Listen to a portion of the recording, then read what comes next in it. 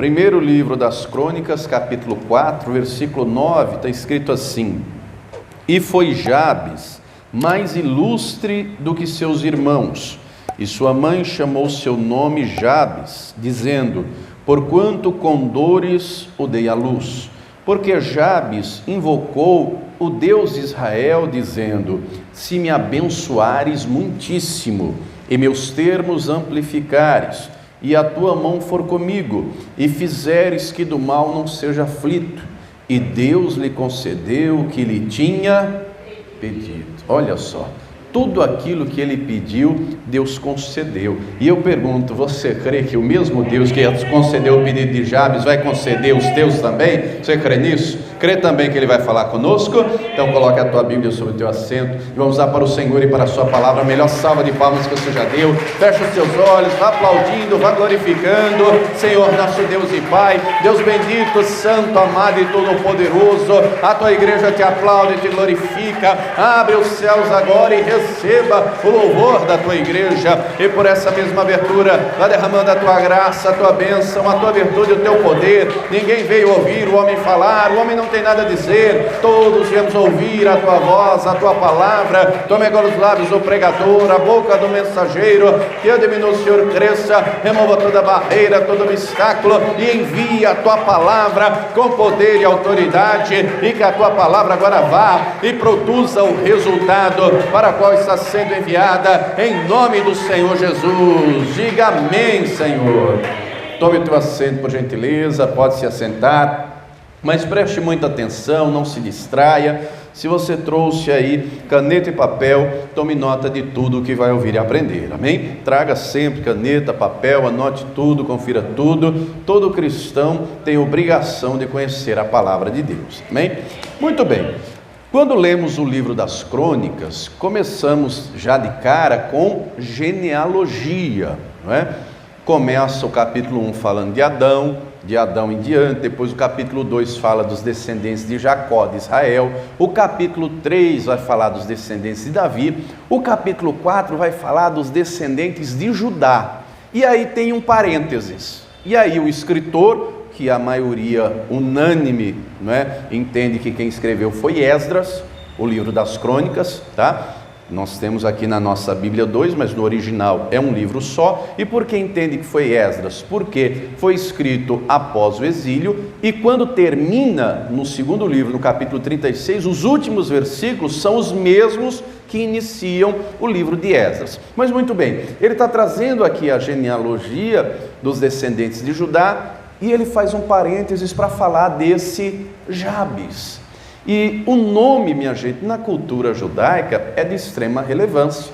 Haja vista que Deus mudou o nome do patriarca da nação e de vários outros. Deus mudou o nome de Abrão para Abraão. Se você quiser anotar, Abrão é um nome pagão de Ur dos Caldeus, que quer dizer pai das alturas.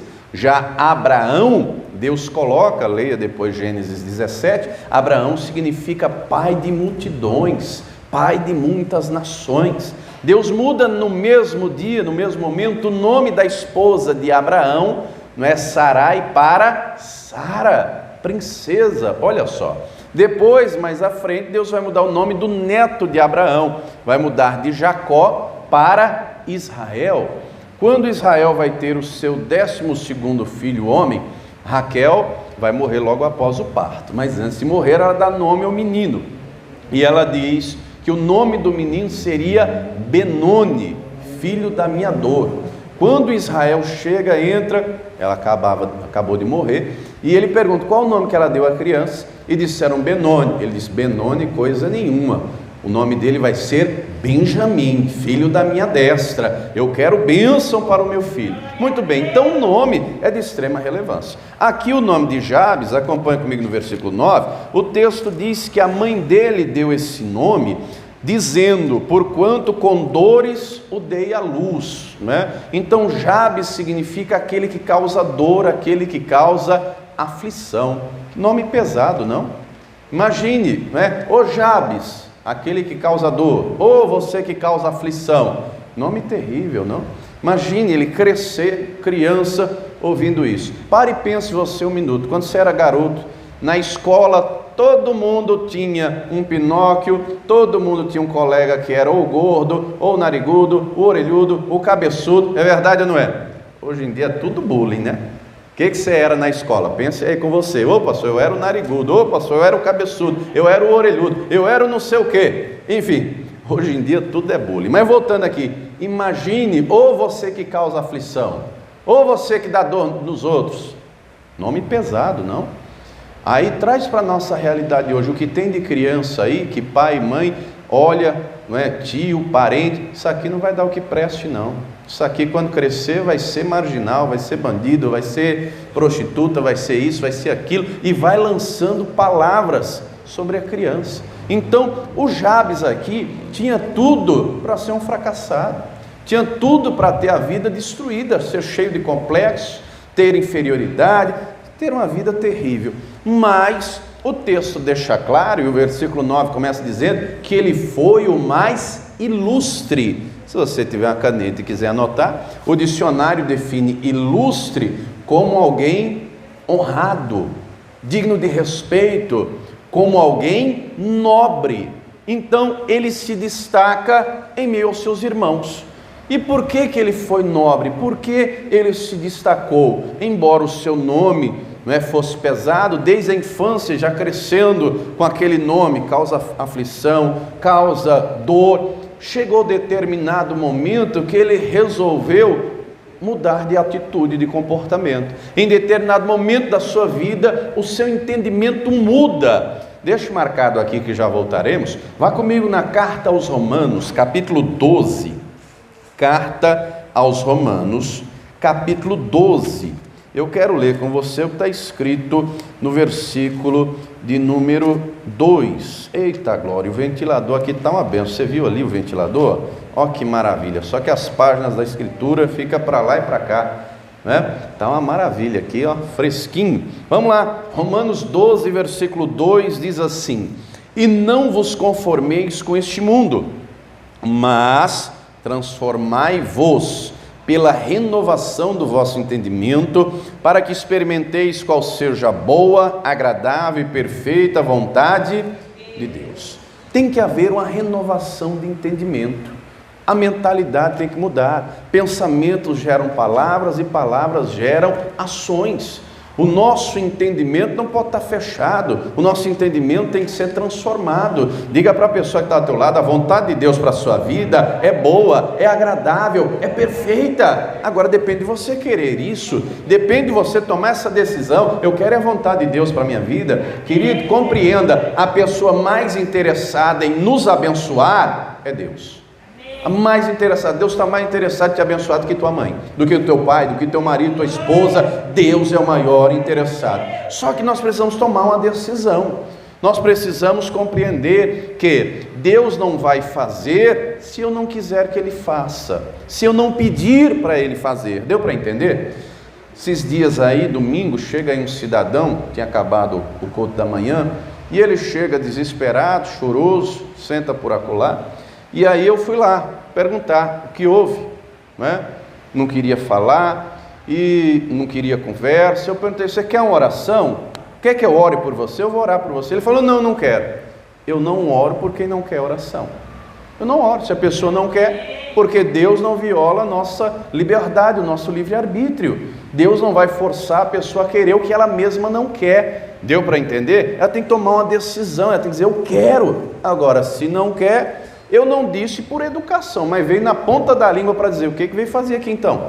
Só sentar e ficar olhando as paredes? Ficar olhando o tempo? Não é?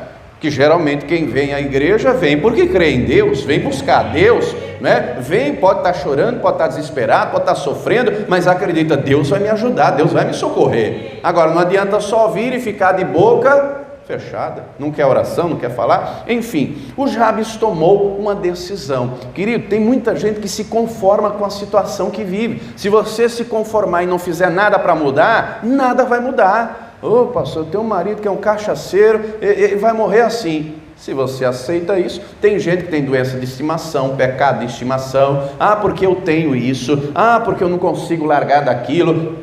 Você tomou posse então para você? O Jabes tinha sobre si uma palavra pesada, o próprio nome que ele carregava, mas ele tomou uma decisão: eu não quero causar aflição e dor a ninguém, eu quero ser a bênção na minha casa, na minha família, naquilo que eu faço. Eu não quero causar dor nem aflição, eu quero causar bênção. Ele toma essa decisão, não é? A decisão é sua. Você já viu aquela história do cabeleireiro e do ateu? Vou lhe contar rapidinho. Um ateu foi cortar o cabelo, e está lá o cabeleireiro, corta o cabelo, está cortando, e o ateu falando, e o cabeleireiro crente. E o ateu dizendo: olha, Deus não existe, porque se Deus existisse, não existiria tanta gente sofrendo. Tem gente na rua, tem gente passando fome, e começou a detalhar, não é, o mal agindo aí mundo afora. Muito bem. E aí falou, e o cabeleireiro ouvindo. Quando o cabeleireiro termina o corte, se levanta o ateu para pagar, e o cabeleireiro olha para fora, vê um cabeludo passando, cabelão. E aí o cabeleireiro olha para ele e diz: meu amigo, cabeleireiro não existe. E o ateu falou: você está maluco? Você está na minha frente. Não existe não. Falou: existe, rapaz, você acabou de cortar meu cabelo. Ele falou: olha ali fora. E aí o ateu olhou e viu o cabeludo. Ele falou: se cabeleireiro existisse, não existia gente com cabelo daquele jeito. Todo mundo ia andar com o cabelinho cortado bonito. Ele falou: você está louco? O cabelo dele é daquele jeito porque ele não veio cortar. Se ele tivesse vindo cortar, você ia cortar o cabelo dele até... Aí o crente, o cabeleireiro, falou: pois é, meu amigo, por isso tem gente sofrendo, tem gente assim, porque não busca Deus, porque não crê em Deus, porque não invoca Deus, porque se cresce e buscasse, Deus iria ouvir e Deus iria abençoar. E aí ele não teve mais o que dizer. Olha só, volte lá comigo, primeiro livro de Crônicas 4, versículo 10, onde começamos a mensagem. Jabes tomou uma decisão. Ele não queria ser maldição, ele não queria ser aquele que causa dor e aflição, e ele tomou uma decisão. Qual foi a decisão que ele tomou? Vamos ler, versículo 10, leia comigo. 1 Crônicas 4, 10. Por que ele se tornou o ilustre, o nobre? Porque ele tomou uma decisão. Qual foi a decisão? Invocou o Deus de... Se você não invocar a Deus, ninguém vai invocar não, meu irmão. Se você não clamar a Deus, quem vai clamar? Ele tomou uma decisão: eu quero Deus na minha vida. E ele compreendia que Deus é a fonte de tudo, é a origem de tudo, é o Todo-Poderoso, é o Criador. Por isso que ele invoca a Deus. Salmo 116, daqui a pouco voltamos aqui, tá? Deixa aí marcadinho que nós vamos ver muita coisa que diz esse versículo aqui. E vamos lá e vem cá, você tem que aprender a escritura, amém? Salmo 116, o salmista diz assim, versículo 1: amo ao Senhor, porque Ele ouviu a minha voz e a minha súplica, porque inclinou para mim os seus ouvidos. Portanto, invocá-lo-ei enquanto viver. Oh, querido, se você invocar ao Senhor, Ele vai ouvir. Você pode estar alegre, você pode estar triste, você pode estar preocupado, angustiado, você pode estar enfrentando lutas. Invoque a Ele, porque Ele vai ouvir, Ele vai te responder, porque Ele é poderoso, Ele é bom, Ele é misericordioso, Ele está interessado em te abençoar. Invocá-lo-ei enquanto viver. Não vai ser um dia ou dois, a minha vida inteira, o tempo todo. Isaías 55, livro do profeta Isaías, capítulo 55, no versículo de número 6, está escrito assim, Isaías 55, 6: buscai ao Senhor enquanto se pode achar, invocai-o enquanto está perto. Durante anos da minha vida, amados, eu fui ensinado de que Deus está lá no seu alto e sublime trono, e de fato Ele está. Só que a maneira como eu fui ensinado, qual era o meu entendimento? Deus está lá e eu estou cá. Deus está no lugar excelso, mais alto lugar do universo, e Ele deve estar tão ocupado que Ele nem lembra que eu existo. Ele deve estar tão ocupado com tanta coisa para fazer. Só que, querido, Deus é Deus, Ele é todo poderoso, Ele não está só lá, Ele está lá, pastor? Está, mas ao mesmo tempo que Ele está lá, Ele também está aqui, e Ele está aqui junto com você, e Ele está aqui no teu coração, e Ele cuida da tua casa, da tua família, do teu trabalho, e Ele está em todo lugar. Como diz ao salmista: se eu subir ao mais alto monte, o Senhor está lá, se eu descer ao mais profundo abismo, o Senhor está lá. Ele está em todo lugar, o tempo todo. Ele é Deus, Ele é o Todo-Poderoso. Senhor, você não está sozinho, Ele está com você, Ele está perto de você, aleluia. Se você abrir a boca para clamar, para invocar, a glória dEle vai se manifestar, a presença dEle será real na tua vida. Então Jabes acredita nisso, ele tem fé, não é? Sem fé Deus não faz nada. Sem fé, Hebreus 11:6, sem fé é impossível agradar a Deus. Tem que crer que Ele existe e que Ele é galardoador de quem o busca. Então ele crê, ele invoca a Deus, ele ora. Se você ler esse mesmo texto do 1 Crônicas 4:10 na NVI, está escrito: então orou ao Senhor, orou a Deus. Ele ora porque ele tem fé, ele acredita: eu quero que Deus faça de mim uma bênção, eu não quero mais carregar um coração pesado, eu não quero mais levar um coração que ouviu durante tempos e anos e décadas: você é aquele causador, você é aquele causa da aflição. Não, eu quero é bênção de Deus, eu quero Deus na minha vida. Ele compreende que é de Deus que vem a bênção. Volta lá comigo, vamos ver o primeiro pedido que ele faz. Ele invoca ao Senhor dizendo, vamos ler o que foi que ele disse, quais foram os pedidos dele. 1 Crônicas 4, versículo 10. Porque Jabes invocou o Deus de Israel dizendo, primeira coisa: se me abençoares muitíssimo. Está escrito muitíssimo aí na sua Bíblia? Note que ele não pede uma bencinha pequenininha, uma bençãozinha, porque tem gente, minha gente, que a fé é pequenininha e tudo é no diminutivo. Amados, Deus, Ele é todo poderoso, amém? Ele tem poder para tudo. Agora, o que é que limita Deus a agir na vida de uma pessoa? O nível de fé que ela tem.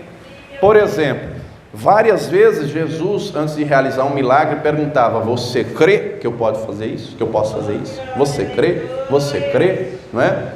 Seja isso feito segundo a tua fé. Anote aí Mateus 15. Você sabe a história, já preguei aqui outro dia, não é? Daquela mulher cananeia. A mulher larga a filha endemoniada em casa, caminha horas, quilômetros para ir até Jesus. Ela chega a Jesus e ela clama por Jesus, e o texto diz que Jesus não respondeu nada, virou as costas e saiu andando. Olha só, aí essa mulher, se é você, tem gente aqui que já ia embora na hora. O que? Eu estou falando com alguém, vira as costas para mim, que falta de respeito, de educação. Jesus deu as costas para a mulher, já preguei, depois leia, né? Mateus 15, Jesus deu as costas, mas ela não foi embora não. Sabe o que ela fez? Foi atrás, gritando: filho de Davi, tem misericórdia, filho de Davi, foi bradando. E os discípulos olharam: Senhor, manda essa mulher embora, ela está gritando aí atrás da gente, manda ela embora. E aí ela corre diante de Jesus, ela dobra os joelhos diante de Jesus, ela adora Jesus, e ela pede: Senhor, me socorre, me ajuda. É uma mãe, não é? Que mãe que não quer ver o bem do filho? E aí Jesus responde para ela: eu não posso pegar o pão dos filhos e dar para os cachorrinhos. Se coloca no lugar dela, tendo em vista que para eles cachorro é um animal desprezível. Olha o peso do que Jesus está dizendo. Mas ela responde com sabedoria: sim, Senhor, mas também os cachorrinhos comem das migalhas que caem da mesa dos seus senhores. Aí Jesus responde, Mateus 15, 28, ó mulher, vamos ler para não ficar nas... Eu sei de cor, mas eu quero ler com você, que a gente tem que conhecer a palavra. Você sabe que na Paz e Vida tem que aprender a palavra, né? Só não aprende quem não quer. Eu falo para você trazer papel e caneta, você tem que conhecer a Escritura. Vivemos em dias de analfabetismo bíblico, você tem que conhecer a palavra para o diabo não te botar no bolso, você tem que botar ele para correr, e para botar o inimigo para correr tem que resistir com a palavra.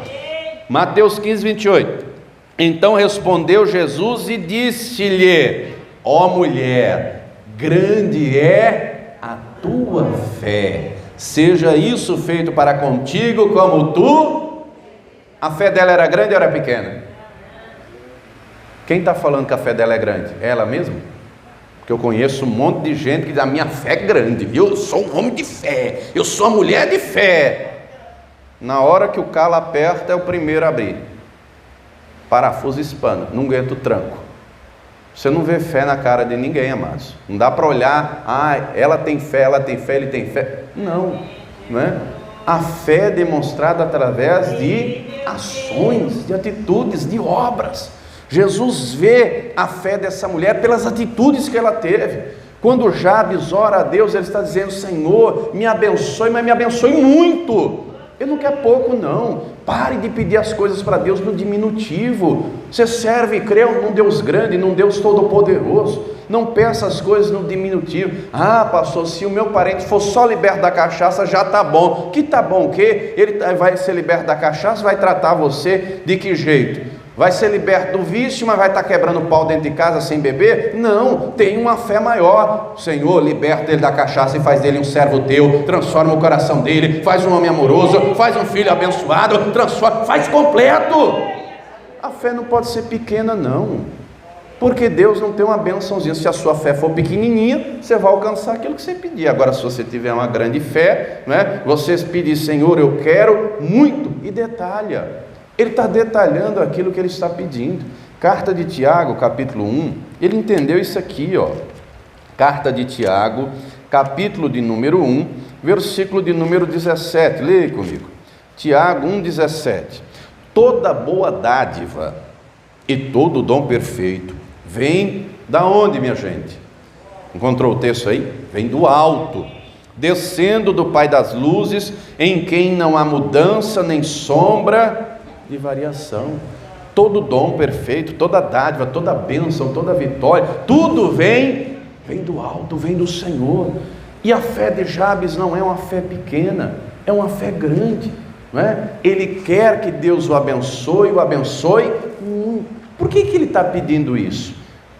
Deus não prometeu a Abraão: ser tu uma bênção? Deus não disse: você vai ser abençoado? Diga para a pessoa que está ao teu lado: Deus quer fazer de você também uma bênção. Diga para ele, para ela: Deus quer te abençoar e abençoar muito. Agora, você não pode ter uma fezinha pequenininha, não é? Jesus disse, Marcos 9, tudo é possível ao que... Diga para a pessoa que está ao teu lado: se você tiver fé para crer, Deus tem poder para realizar. Deus tem poder para realizar maravilhas na tua vida. Deus tem poder para te surpreender. Deus tem poder para salvar a tua casa, a tua família, libertar, prosperar. Deus tem poder para operar maravilhas. Acredite. Não deixa o diabo roubar a fé do teu coração, meu irmão. Volta lá comigo então. 1 Crônicas 4. Primeira coisa que ele pede: ele quer a bênção de Deus. E ele não quer pouca, não, ele quer muito. Voltando. Segunda coisa que ele pede. 1 Crônicas 4:10. Porque Jabes invocou o Deus de Israel, dizendo: se me abençoares muitíssimo, segunda coisa, e meus termos amplificares. Pastor, o que quer dizer isso? Termo amplificar, ele quer terra, chão, território. Deu para entender? Ele quer território. Por quê? Com mais terra, naquele tempo se vivia de agricultura e de pecuária. Com mais terra, daria para plantar mais. Com mais terra, teria mais espaço para o gado pastar. Então, com mais terra, ele iria crescer e prosperar financeiramente. Então, o que ele está pedindo com mais terra, território, termo amplificado? Ele está pedindo bênção financeira para Deus. Ele está pedindo bênção sobre aquilo que ele faz, sobre o seu trabalho. Senhor, aquilo que eu faço, eu quero que o Senhor amplie, que o Senhor dê crescimento. Querido, querida, Deus quer prosperar você. Deus quer abençoar aquilo que você faz. Deus quer que naquilo que você faz você seja uma referência, para que através de você o nome do Senhor seja glorificado, seja a função que for, seja na área da saúde, da educação, prestação de serviço, seja na área que for. Deus quer fazer você crescer e prosperar, para o nome dele ser engrandecido. Note que Deus não tem problema nenhum com dinheiro. Deus não tem problema com dinheiro, viu? Nós encontramos na Escritura um monte de gente que tinha muito dinheiro. O problema não está no dinheiro, o problema está no uso dele. Deu para entender? Primeira carta de Paulo a Timóteo 6,10 diz que o amor ao dinheiro é a raiz de todos os males. Pare e pense com você. Não é pecado você querer ter uma boa casa, um bom carro, não é pecado. Agora, você quer ter muito dinheiro para quê? Qual o propósito? Pense, o que é que Deus vai ver no seu coração? Tem gente que o propósito é ser igual o tio Patinhas. Já viu o desenho? Né? O tio Patinhas, quanto mais tinha, mais queria. Estava um cofre lá gigante, só jogando dinheiro, jogando dinheiro, jogando dinheiro. Ele só queria para ele. Em Provérbios, Salomão vai dizer: a alma generosa prosperará. Deus dá recurso, e muito recurso, para aqueles que vão abençoar outras pessoas. Nós encontramos vários exemplos na Bíblia. Você pega um Abraão, tinha um monte de gente de serviço, dava emprego para um monte de família. Você lembra quando levaram Ló cativo? Abraão foi à guerra com 318 nascidos na sua casa. Eram 318 famílias, chefes de famílias, pai de família. Lembra o Isaac, Gênesis 26? Ele cresceu e prosperou e tinha muita gente de serviço. Lá em Natal, você sabe que antes de vir para cá, para Carapicuíba, eu estava pastoreando em Natal. E eu conheci um irmão, 70 e poucos anos de idade, um homem de Deus, simples e tudo. Andava de chinelo e bermuda. Simples. Você olhava para ele, como diz o ditado, não dava nada por ele. Riquíssimo, milionário. E não foi ele que disse, não. Ele deu, não vendeu nem emprestou, ele deu 5.000 metros quadrados, um terreno para uma casa de recuperação. E eu passei 2 anos dando aula do curso de teologia naquela casa de recuperação. Dava aula de teologia, fazia cultos de vez em quando, tal, que tem lá um cronograma, tal. Mas 2 anos dando aula lá. E aí eu ajudei o pastor de lá a fazer o estatuto para ter o CNPJ. Quando fomos no cartório registrar, o pastor disse: olha, quem deu esse imóvel, conversando lá, ele disse: quem deu o imóvel para a casa lá foi fulano de tal. O dono do cartório falou: eu conheço, e abriu um mapa assim da cidade inteira, Nísia Floresta, lá em Natal, lá no Rio Grande do Norte. Ele falou: tá vendo essa área inteirinha aqui, ó, é tudo dele, mais de 100 terrenos. Mas pensa um homem de coração generoso, deu para a casa de recuperação. Ele nem da Paz e Vida era, mas era um pregador do telhado. Ele ajudava Jocum, portas abertas, enfim, ele investia no evangelho, ele dava emprego para um monte de gente. Era uma pessoa que o coração era liberal. Ele não queria dinheiro só para ele, não. Ele investia no reino de Deus, na obra de Deus, ele abençoava pessoas. Quem está entendendo, diga amém. Jabes está pedindo, ele quer prosperar, mas ele não quer só para ele não, ele vai dar emprego para a gente, ele vai abençoar vidas, ele vai ser um abençoador e vai fazer com que a bênção que chegou sobre ele seja dividida para outras pessoas também. E assim Deus quer fazer na tua vida, meu irmão. Deus quer prosperar você, para que através de você outras pessoas sejam abençoadas. Quem entendeu, diga amém. Outro pedido que ele faz: se me abençoares muitíssimo e meus termos amplificares, e a tua mão for comigo. Oh, querido, a mão do Senhor é para quem teme Ele. A mão do Senhor é para o bem. Com a mão nós fazemos tudo. Já reparou? Todos os trabalhos é praticamente unanimidade. Precisa das mãos, não é? Precisa das mãos. Como é que um pedreiro vai construir uma parede e rebocar um muro sem as mãos? Como é que uma dona de casa faz uma comida, lava uma louça, varre a casa sem as mãos? Como é que um motorista dirige o ônibus, o caminhão, sem as mãos? Como é que um engenheiro desenha um projeto sem as mãos? Como é que um Uber pega o passageiro sem as mãos? Não é? Como é que um representante comercial, um vendedor apresenta um produto sem as mãos? Então, com a mão nós fazemos as coisas. Quando ele diz: se a tua mão for comigo, ele quer o poder de Deus na vida dele, ele quer a bênção de Deus na vida dele, ele quer Deus indo à frente, abrindo os caminhos. Livro de Esdras, passe aí algumas páginas, vai passar o livro de Crônicas, o primeiro, o segundo. Livro de Esdras, olha o que a palavra diz aqui sobre a mão do Senhor. Esdras 8, ele pede: se a tua mão for comigo, ele quer a mão de Deus com ele. Esdras 8, vou ler os versículos 21 e 22. Encontraram aí? Então apregoei ali um jejum junto ao rio Ahava, para nos humilharmos diante da face de nosso Deus, para lhe pedirmos caminho direito para nós, para nossos filhos, para toda a nossa fazenda, porque me envergonhei de pedir ao rei exército e cavaleiros, para nos defenderem do inimigo no caminho, porquanto tínhamos falado ao rei, dizendo, se você tiver uma caneta, grife aí: a mão do nosso Deus é sobre todos os que o buscam para o bem. mas a sua força e a sua ira sobre todos os que o deixam. Então a mão do nosso Deus é sobre quem o busca, e se você buscar, a mão do Senhor vai se estender em teu favor e vai à tua frente. Isaías diz que o braço dele não está encolhido, então está estendido para te abençoar, e quem está na mão do Senhor ele guarda, quem está na mão do Senhor ele vai à frente, e os caminhos se abrem.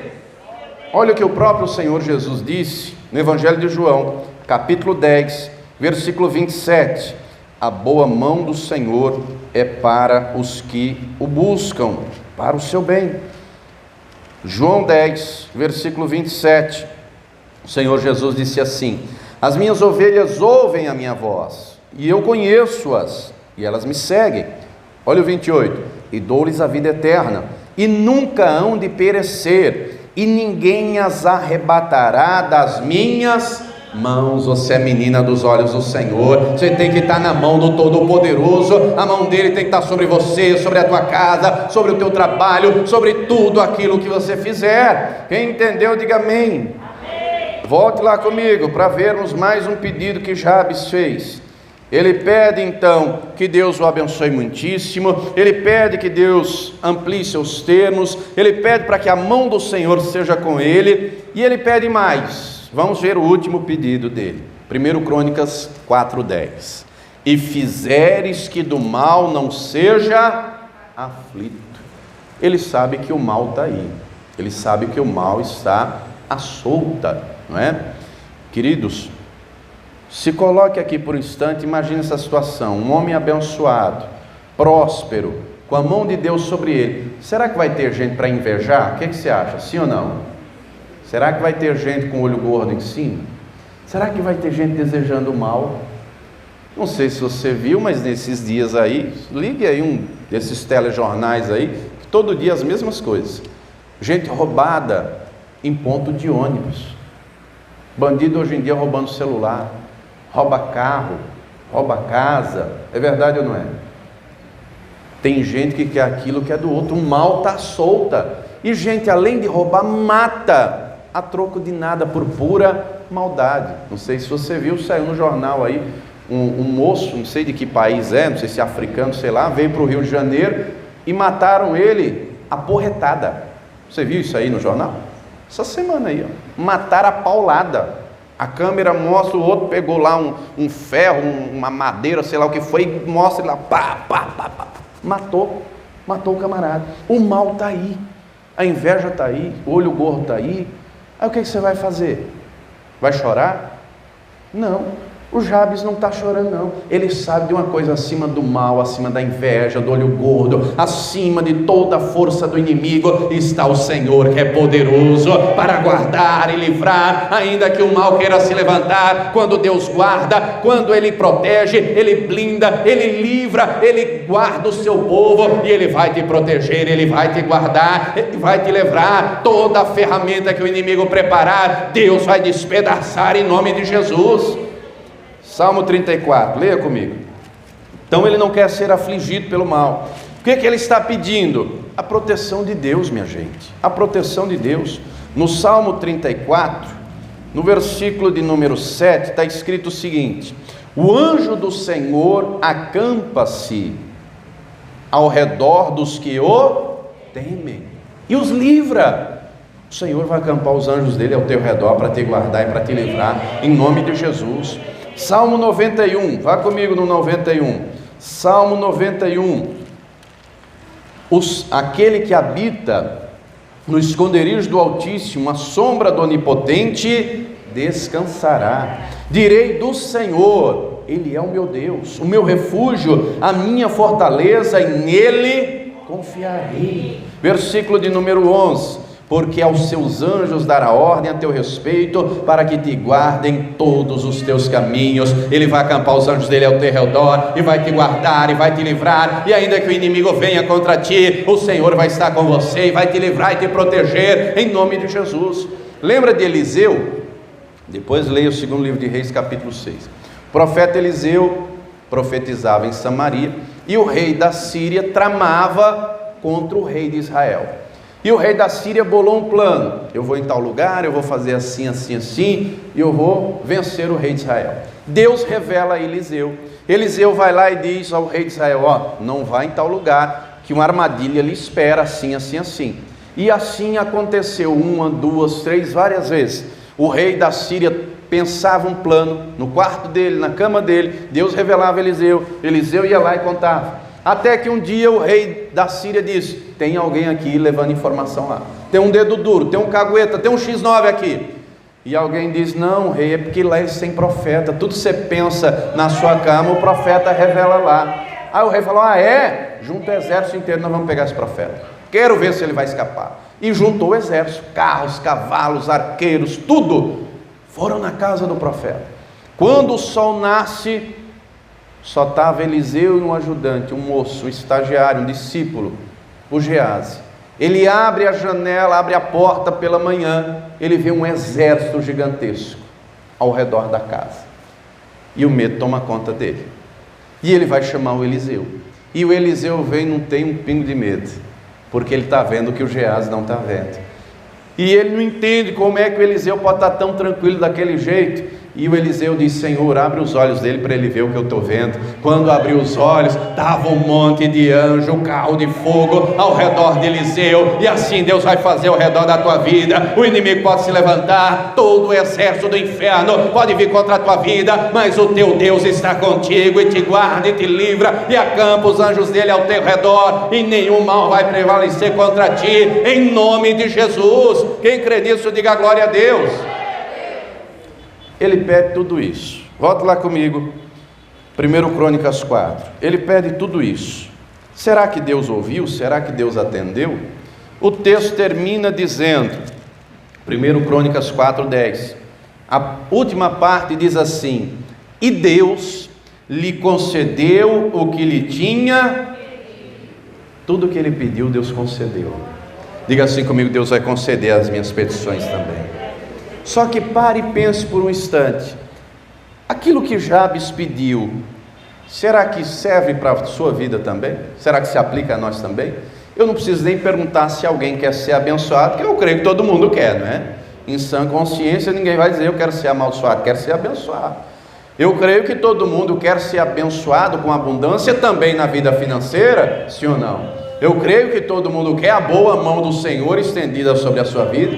Eu creio que todo mundo quer que Deus o guarde, o livre, o proteja, e não só você, a tua casa, a tua família. Então tudo aquilo que Jabes pediu e Deus atendeu, o Senhor também pode atender na tua vida e operar. Jabes compreendeu, preste atenção, que a bênção não é automática. Tem que crer, tem que buscar, tem que perseverar, tem que orar. Aquilo que ele pediu, Deus concedeu, e Deus quer conceder na tua vida também. O Jabes já morreu há mais de 3.000 anos, mas o Senhor que concedeu a oração dele não morreu não, ele está vivo, ele está aqui, e ele quer agir na tua vida, para que através de você o nome dele seja glorificado. Quem entendeu, diga glória a Deus. Se coloque de pé. Deus trabalhou em primeiro lugar no coração de Jabes, porque ele quis isso. Desde pequeno, o nome dele significa, você lembra? Aquele que causa dor, aquele que causa aflição. Ele poderia ser alguém traumatizado, complexado, um fracassado, uma vítima. Ele poderia se colocar como vítima. Olha o nome que a minha mãe me deu. Que nome é esse terrível? Poderia carregar aquilo para o resto da vida, se colocando como vítima, como tem muita gente que faz nos nossos dias, né? A situação veio, o negócio ficou difícil. Querido, querida, Deus não quer ver você como vítima, Ele quer ver você crendo, Ele quer você tendo fé. Tem gente aqui que tem coisas no baú da alma que precisam ser tratadas. Tem gente aqui que tem coisas que vem carregando lá no fundo do coração desde a infância, mas o Senhor quer tratar hoje. O Senhor quer tratar hoje, o Senhor quer fechar essa ferida, Ele quer cicatrizar esse negócio, Ele quer ver você sarado, Ele quer ver você liberando perdão. Quem está interessado que você não libere perdão é o diabo, não é? É o diabo.